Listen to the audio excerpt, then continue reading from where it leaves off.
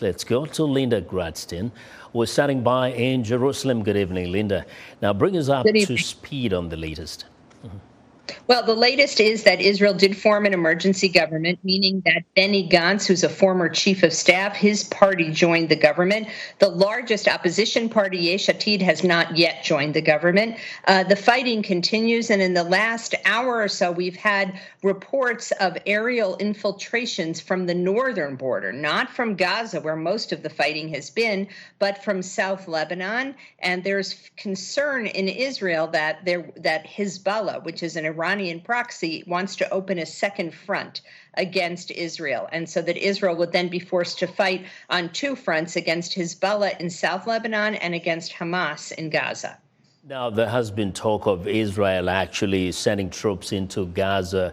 How concerned are Israeli citizens about a ground invasion to this very thickly populated area? Right. So a ground invasion is going to be very complicated. I spoke to a terrorism expert today, a former lieutenant colonel named Miri Eisen. She's the head of the Counterterrorism Institute.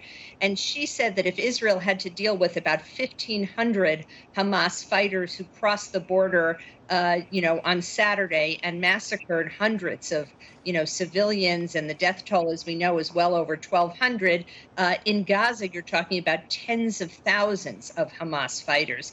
It's a very complicated operation. At the same time, there seems to have been a decision in the Israeli military that Israel can no longer allow Hamas to have any kind of military capability, and that Israel has to wipe out that capability any way it can, whether it's the airstrikes that we've been seeing for the last 2 days or whether it's a ground invasion. I'm not sure that decision has been made yet.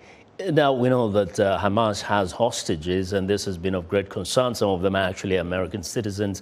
How feasible is it, or does it look from the military point of view, that they can actually rescue any of these hostages without, causing any serious risk to themselves and also to the hostages?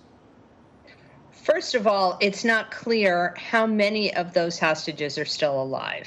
I know there have been sort of back-channel negotiations for some kind of prisoner exchange, possibly in 2 stages, letting the women and children out first and then the men.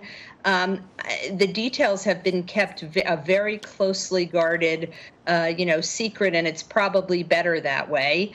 Hamas will probably try to use those hostages as human shields. Whether or not that will affect the Israeli military campaign remains to be seen. But the Israeli government has not given any public information about those hostages.